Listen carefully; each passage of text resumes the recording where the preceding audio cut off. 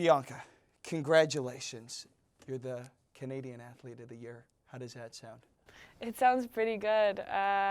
Having my name amongst all these amazing athletes is just surreal. So I'm super grateful for everyone that voted for me. It's one of the biggest achievements I've accomplished, definitely. A unanimous vote, the first ever. What does that tell you about the year you had? Yeah, this year has just been crazy all around. Many ups and downs, especially with injuries. The downs, I mean injuries, right? Because when I was on court, I've just been doing my thing, and I'm just super happy with how my body did hold up, because this is my first full year on tour. But I'm just beyond proud, and yeah, let's keep it going, right? What were you doing a year ago right now? I was playing a 25K in Kansas, and I was ranked like 175 in the world. When you think about that, I know. think about the headspace you were in. You've been pretty vulnerable. I've heard you talk a lot throughout this journey about some of those low spots, about the visualization, about always having to believe in yourself, maybe when others around you didn't. So where were you? Where was your headspace? I was definitely not in the best headspace because I didn't feel like I was improving much. And at that time, I was also injured with my back. So after that stretch, I actually won a tournament, which gave me a little bit of confidence going into my preseason. And then when I stepped into my preseason, I was killing it really. Every match I played, I was playing my best tennis. I was feeling really good physically too, because I found out a couple things about my body, about myself. That's what happens when you get injured. You want to find different ways to approach different things. And then I had that good preseason, and then January came along, and I think all that hard work at that time really contributed to the success I've had. You have an incredible ability to show empathy. Do you think that comes from the journey you've had in life? Yeah, definitely. Definitely wasn't an easy journey, because I've been through a lot of things, like with relationships, injuries, career, life, literally everything. So I would say that I'm a pretty compassionate person, because I can kind of put myself in other people's shoes. I know people think differently, but the least you can do is try, and I can kind of feel for them as much as I can. So I just try to be nice to everyone I meet, because you never know what they're going through. Let's talk about the US Open.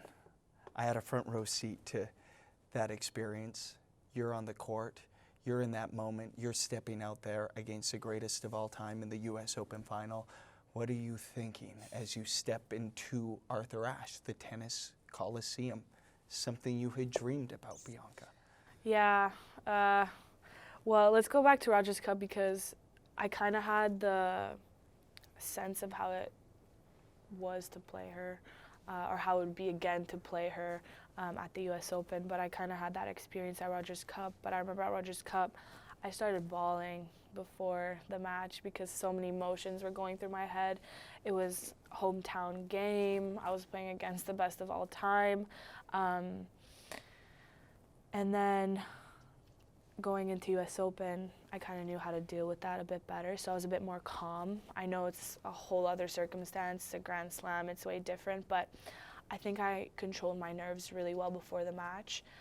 During the match, it took me a while to control them and to just stay as composed as possible, because the crowd was obviously... It was crazy in there. It was crazy. I think you plugged your ears at one point. I did. That's when she was having her comeback. People just were probably praying for a third set or something. Is that the most hostile situation you've ever played in? I mean, that's a pretty intense word, but yeah, it was definitely the craziest atmosphere. It's one of the biggest stages in tennis, one of the biggest crowds, lover of sports too.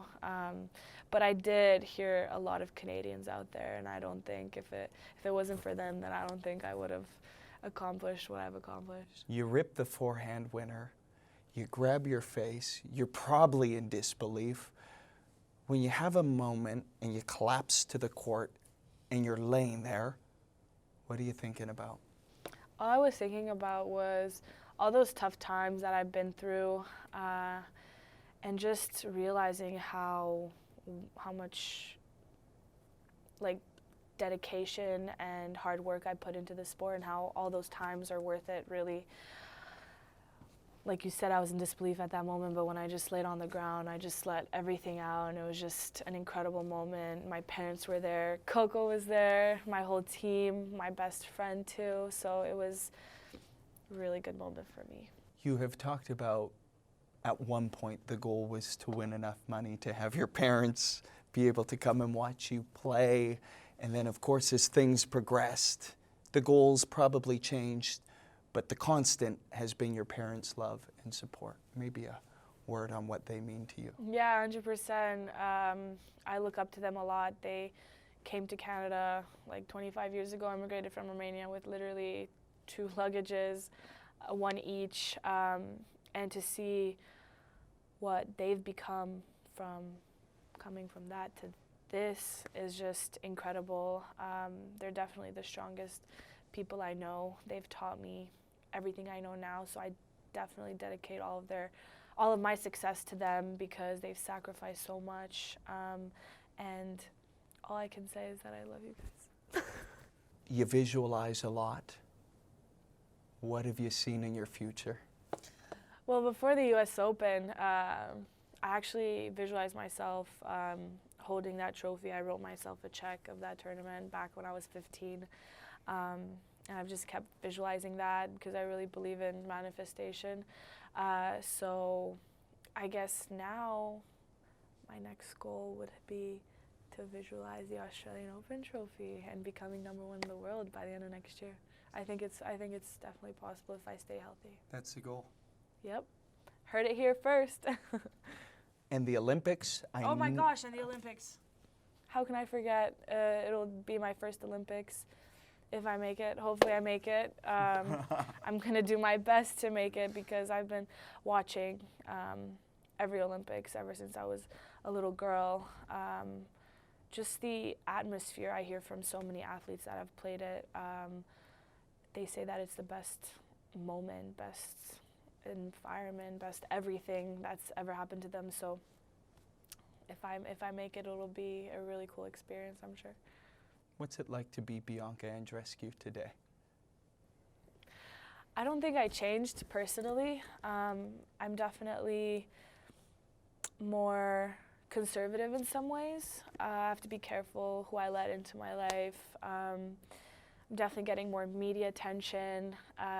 It can be pretty overwhelming, but I have amazing people around me that help me stay grounded. They don't treat me like I'm Bianca Andreescu, the professional tennis player. They just treat me like Bianca.